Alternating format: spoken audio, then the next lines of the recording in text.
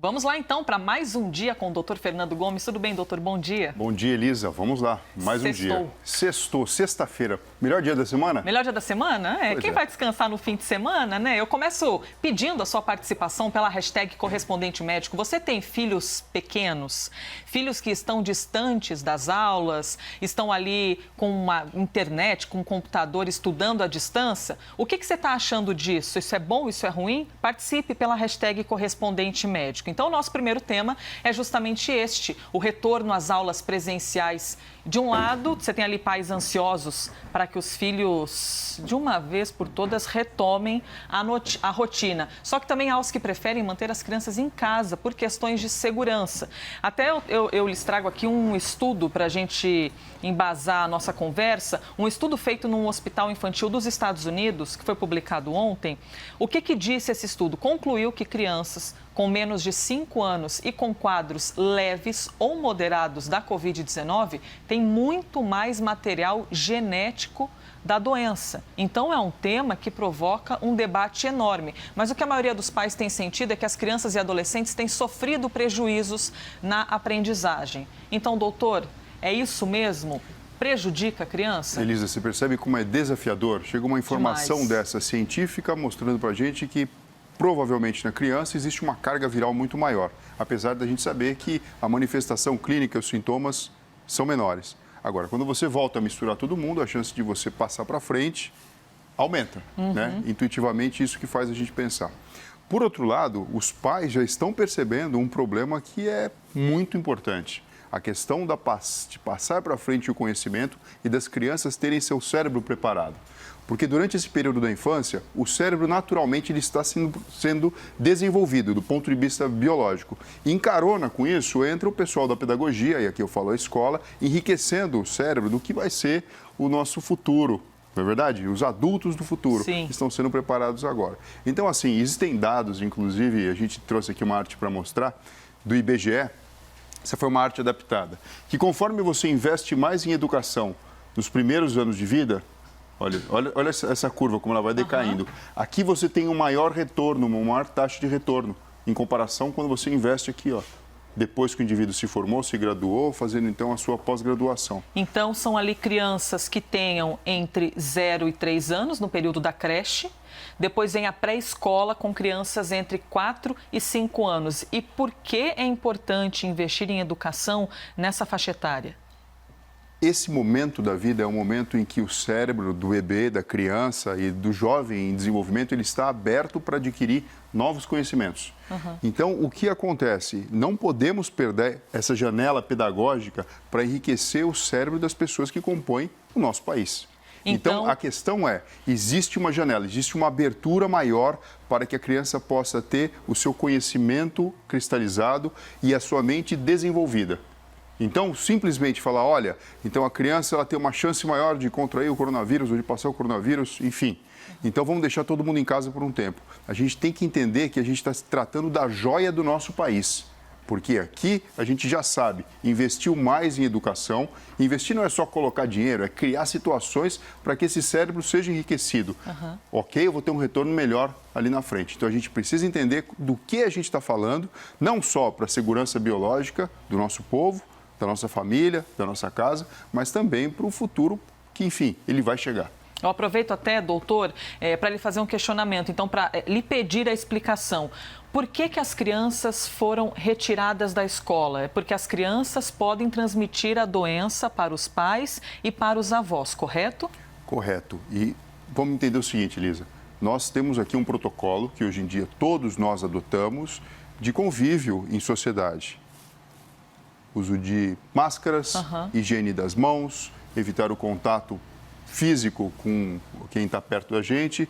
Agora, imagine o seguinte, você realmente acredita que uma criança vai conseguir seguir esse protocolo ipsis literis? Ele vai precisar passar por um processo de aprendizagem, que vai ser como? Através da observação dos pais, dos mestres e da própria, das outras crianças. Então, a gente tem um momento desafiador, que isso precisa acontecer. Não podemos negligenciar, porque o tempo está passando. Sem contar que a criança que vai para a escola e tem o seu contato e o convívio social com outras crianças, desenvolve habilidades muito além do conteúdo. Então, quando você fala, vou fazer uma aula online, ótimo, você está passando conteúdo, funciona super bem para quem já está na adolescência ou já está, então, na fase adulta, que simplesmente precisa do conteúdo. A criança, nessa fase, é importantíssimo o convívio social. A gente está ensinando as pessoas, sabe aquele negócio de ensinar a ser gente? É isso que a gente, na verdade, está fazendo nessa fase. Na prática, né? O conhecimento do dia a dia. Aliás, por falar em dificuldades desse ensino à distância, participe pela hashtag correspondente médico. A Roberta Pires disse aqui que tem filhos pequenos, de 6 e 9 anos, e disse que as escolas em Goiânia, onde ela mora, estão fechadas e que, para ela, aulas online são inapropriadas para crianças. Então, crianças muito pequenas tem mais dificuldade de aprender por meio da tela de um computador, é isso? Tem, e tem coisas que são presenciais. Por exemplo, uma aula de educação artística ou uma aula de educação física, uma aula de balé, o que quer que seja. É importantíssimo a vivência e a experiência naquele ambiente. É muito difícil você conseguir pegar um cérebro que está em desenvolvimento e colocar um processo de ensino e de aprendizagem diferente do que é o normal. Então, assim, é desafiador. Você está vivendo esse desafio? Mande sua mensagem, participe pela hashtag correspondente médico. Aliás, eu vou te contar um negócio agora. São Paulo é uma das cidades em que os alunos vão ficar mais tempo sem aula, isso no mundo inteiro. Em entrevista à CNN, o prefeito Bruno Covas garantiu que a prioridade deste momento é que a saúde seja preservada.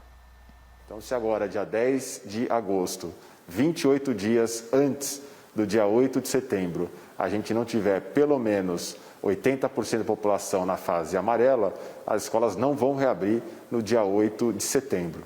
Então, eu queria aqui deixar bem claro que nós só vamos reabrir as escolas aqui na cidade de São Paulo quando nós tivermos o ok da vigilância sanitária. Eu já emendo aqui com a pergunta do Marco Neto, que é de Lafayette, Minas Gerais, mandou a pergunta pela hashtag correspondente médico. Qual a carga emocional sobre as crianças que estão isoladas da sociedade e dos estudos? É enorme, Elisa. É enorme, porque se você não tem uma forma de extravasar todas as experiências através de uma manifestação dos sentimentos e das emoções, a gente pode imaginar que elas ficam paradas num momento em que a entrada de informação e de vivência deveria estar acontecendo. Então, é enorme. E quando a gente vê, por exemplo, o discurso que falou o nosso prefeito, você entende a seriedade do que ele está falando e fazendo, porque assim, a gente precisa fazer escolhas, né? E, de fato, está sendo priorizada a saúde agora, sem esquecer de que a gente tem um desafio aqui. Então, realmente é difícil. Eu imagino também, como governante, que diversas informações chegam e a pessoa precisa, e é toda a equipe, né, tomar uma conduta em conjunto, e a gente, da população e de quem é da área médica, de quem é da área da comunicação, precisa entender isso e trabalhar para que isso funcione da melhor forma possível. Inclusive, nós pusemos agora há pouco no ar a informação de que uma escola em Israel reabriu as atividades, né, trouxe de volta as crianças. E, se eu não me engano, mais de 160 crianças, logo nessa reabertura, já se infectaram da Covid e eles tiveram que voltar uma casinha no tabuleiro e voltar a fechar as escolas. As crianças têm uma capacidade maior de contágio ou não? É simplesmente porque elas estão reunidas dentro de um espaço fechado? Elas estão reunidas num espaço fechado, não existe uma forma de você gerenciar demais esse contato. Se com adulto é difícil, imagina com criança. Vendo por essa imagem aqui, por exemplo, ó. Exato. Reúnem, chega uma hora que sabem.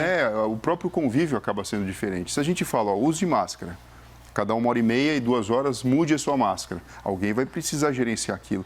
Não coloque o dedo no nariz. Você já viu criança botando o dedo no nariz? Mas direto. É normal e natural. Como você vai lidar com isso? Então, existe um desafio, além de se passar o aprendizado, que precisa de conteúdo também, da própria vivência, mas também o gerenciamento dessa questão toda relacionada à higiene, né, e ao contato com as outras crianças. Doutor, por que o estímulo mental é tão importante para as crianças? Eu não me refiro só ao ambiente escolar. Dentro de casa, os pais fazendo um jogo, levando ao parque quando possível. Por que a criança precisa desses estímulos? O que ela desenvolve no cérebro dela com todos esses estímulos? Conforme você estimula a criança a ter vivências e experiências diferentes e deixa também solto a curiosidade e a motivação dela, novas sinapses, novos circuitos de comunicação entre neurônios acontecem dentro da cabeça. E isso faz com que a gente tenha a possibilidade de manifestar os nossos mais diversos tipos de inteligência. Então, por isso é tão importante, nesse momento em que o cérebro está aberto, porque esse processo biológico está acontecendo, tanto na formação de novas sinapses, como até mesmo nessa fase mais infantil, mais dos menorzinhos, de poda sináptica, do que realmente não é importante, deixa de existir dentro dessa rede neural, você priorizar nessa faixa etária pediátrica, porque realmente as coisas estão acontecendo e isso é fundamental para que o cérebro possa mudar e ficar mais eficiente. Já que o senhor falou aí de curiosidade, já vou aproveitar o gancho e emendar o próximo tema aqui e falar a respeito da espaçonave americana que deixou a Terra ontem. Uma imagem extraordinária, não sei se só eu fico impressionada com isso, mas a gente exibiu ao vivo aqui na hora do lançamento dessa espaçonave que foi a Marte. A previsão é de que em fevereiro do ano que vem pouse em Marte. A expectativa é de que um robô da NASA, é uma espécie de um cientista robô, que deve pousar em uma cratera que, segundo os cientistas, já foi há bilhões e bilhões de anos um lago. O que esse robô vai fazer, que está aparecendo aí na imagem? Vai recolher amostras, vai fazer imagens, volte para a Terra na sequência. O objetivo é investigar se já houve vida no planeta e, inclusive, mais para frente, levar os astronautas para Marte. Então, são dezenas e dezenas de detalhes que despertam a nossa curiosidade. Eu quero te fazer uma pergunta, doutor, mas já estou te vendo aqui com uma caixa. O que está acontecendo aqui? Bom, vamos falar de curiosidade? Então, vamos lá. Isso aqui eu trouxe para você, Elisa. Tenho certeza que tem um dinheiro bom aí dentro. Não, olha, não é uma pantufa. Não é uma pantufa? Não é uma cenoura. É alguma coisa interessante para você. Alguma coisa interessante? Posso abrir agora ou daqui a pouco? Pode agora? Pode abrir. Ou é a curiosidade? Pode abrir agora. Você percebe o processo? Pois é, eu já fiquei aqui. Se você me dissesse agora assim, mas só abre segunda-feira, eu ia falar assim, negativo, agora você não sai desse ambiente que eu vou abrir agora essa caixa. A curiosidade faz isso com a gente mesmo? Exato, ela motiva a gente. Ela faz com que a gente tenha experiências e ela produz e potencializa a nossa capacidade de aprender.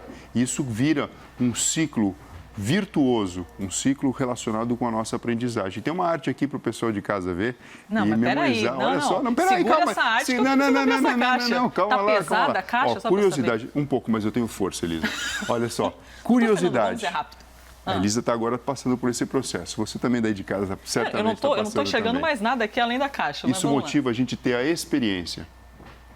A experiência traz para a gente mais motivação. E a motivação turbina a nossa capacidade de aprendizagem.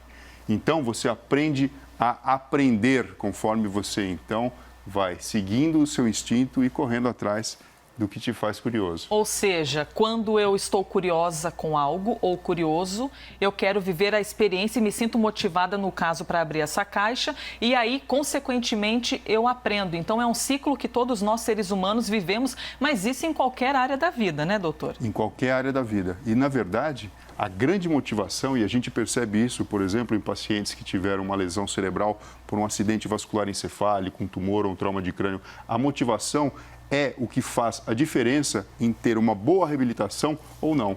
Vou te dar um exemplo. Uma criança está aprendendo a andar por volta dos 9 meses de idade até 1 ano e 3 meses. Ela não quer saber que tem que botar um pé na frente, um pé atrás ou simplesmente se equilibrar. Não, ela vai. Sim, ela simplesmente quer chegar no outro ponto. E isso Sim. é muito importante. Ela está, na verdade, desenvolvendo essa curiosidade e colocando em prática essa habilidade, essa aquisição dessa habilidade motora. Por exemplo, é a curiosidade que mobiliza os cientistas e os astronautas a enviarem uma espaçonave para Marte e trazer informações. Por exemplo, né, que é o exemplo que a gente está trazendo. É isso, é isso. Posso abrir, gente? Posso? É de comer aquela, né, que tá com fome. Às 6h46 da manhã. Bom, é levíssimo, não é dinheiro, nem uma barra de ouro, já estou decepcionada. Vamos ver aqui o que tem aqui dentro. Cadê Ceninha? Tem programa que faz isso, né? Vamos fechar só daqui. Não é o nosso caso, tá, gente? Não é de comer, gente. É o nome do robô, Perseverança. Essa nossa produção da CNN, vou te contar um negócio, hein, Jefferson, que produz aqui tudo, tá muito do esperto, gente. Perseverança. Olha, estou equilibrando aqui um tablet junto com um papel. Você que ajuda? Não, já depois vira meme, né, na rede social. Aqui, ó. É o papel Perseverança, é o nome do robô. Aliás, a gente estava falando de crianças. Foi uma criança que escolheu esse nome aqui, numa competição nos Estados Unidos, um aluno da 7ª série do estado de Virgínia. E tem uma outra curiosidade em cima do robô, viu, gente? Que ele pesa mais de 1 tonelada. É um robô pequeno, mas é pesado, viu? Então, doutor, já que a nossa pauta é o Perseverança, essa imagem nós exibimos ontem ao vivo, às 10:50 da manhã. A perseverança, trazendo aqui até pelo nome do robô, é o que motiva muita gente em cima dessa curiosidade toda, né? Por exemplo, os cientistas ficaram anos projetando, fazendo esse projeto para confiar que esses 400 milhões de dólares ou bilhões, fiquei até na dúvida agora, mas acho que milhões, que fossem levados até Marte. Então, a curiosidade movimenta o ser humano. Movimenta. Bilhões, 400 bilhões, ou seja, não é qualquer trocado, né? É um investimento muito grande, né? E a perseverança, ela faz parte desse processo, porque parece simples quando a gente lê um trabalho científico, vê um paper publicado ou observa, por exemplo, um robô sendo feito. Mas o caminho entre existir um projeto, realizar um trabalho científico, aplicar ciência, avaliar os dados, até chegar a uma invenção, que vai culminar ou não numa patente e depois, então, na realização desse projeto numa esfera ainda maior, ela precisa de perseverança. Porque você tenta 100 vezes alguma coisa para conseguir um resultado positivo. Ou tenta 100 vezes para não conseguir nenhum resultado positivo e o que você consolidou para a ciência, para o saber, foi que esse caminho, para esse determinado fim, ele não funciona. E por que a gente é tão movido pela curiosidade do tipo, será que existe vida fora da Terra? Será que em outro planeta tem algum outro ser que a gente desconheça? A gente vai viver e morrer, bom, pelo menos enquanto a ciência não descobrir, com essa curiosidade, né? A curiosidade movimenta o nosso imaginário. Quando o ser humano ele ganhou a posição bípede para andar e a gente despertou a consciência em relação aos outros animais, nós passamos a entender que existe uma finitude na vida. Então, o ser humano, diferente dos outros animais, ele sabe de uma forma muito mais precoce de que um dia a gente vai deixar de viver com o nosso corpo físico. Aí vem a grande questão, né? Ok, meu corpo deixa de existir, mas e a minha consciência? A minha consciência, ela pode perdurar por muito mais anos ou pela eternidade mesmo? Né? Eu estou falando aqui com um olhar científico, tirando essa questão de religião ou algo que traga para mim alguma resposta ou algum afago intelectual em relação a isso. Doutor, então, até mesmo... Aqui a caixa, eu vou colocar a caixa. Se o senhor quiser dar presente para outra pessoa, pode reutilizar. Tá. Elisa, depois você olha, tem um presente lá embaixo para você, aqui na caixa. Mas muito fino, né? Porque não é possível, embaixo do papel. Só uma correção aqui, ó, eu falei do valor dessa missão, 2 bilhões e 400 milhões de dólares, certo? 2 bi 400 milhões de dólares. Doutor, ainda falando a respeito da curiosidade, por exemplo, quando o chefe chama você na sexta-feira e fala, olha, preciso conversar com você um negócio, mas pensando bem, segunda-feira a gente fala. Minha nossa! Eu falo assim, não, negativo, o senhor não vai sair daqui agora enquanto não me falar. Tem gente que sofre com a curiosidade porque isso gera uma ansiedade na pessoa. É isso? É isso. Veja, vamos falar então de neuromarketing. Isso é o princípio da propaganda. Você gera um desejo de se conhecer alguma coisa, você cria uma expectativa e nem sempre essa expectativa vem ou essa expectativa chega. E a gente vivendo numa sociedade em que ter acaba sendo muito mais valorizado do que o ser, naturalmente a gente cai como uma cobaia nessa jogada. Por isso que o despertar a consciência e entender todo o processo faz com que a gente tenha uma vida muito melhor e que a gente possa fazer escolhas muito mais judiciosas do que o contrário. Intriga, é gostoso de falar, mas na prática é o seguinte, você dá ali uma expectativa, porque assim, gente, quando acabar aqui, eu tenho certeza que ela vai olhar, porque eu deixei um presentinho pequenininho ali embaixo daquele papel. Uma notinha de 200. É que nem televisão que o pessoal vê na TV, quando vê pessoalmente, fala, nossa, gente, que diferença, né? É isso, são aqueles mistérios, né? Mas você falou endomarketing. Não. Neuromarketing. A gente pode trazer esse assunto numa próxima conversa? Podemos, é super interessante e é importante todo mundo saber sobre isso. Neuromarketing. Muito bem, olha, eu espero sinceramente que você tenha gostado dessa nossa conversa, que é sempre tão agregadora aqui. Já já eu vou caçar minha caixa para ver se é verdade que tem um presentinho ali. Dr. Fernando Gomes, sextou, bom fim de semana. Segunda-feira a gente se encontra de novo. Isso aí, Elisa. Um bom fim de semana para você também, uma ótima sexta-feira. Rafael Colombo, para você também. Para nós. Olha,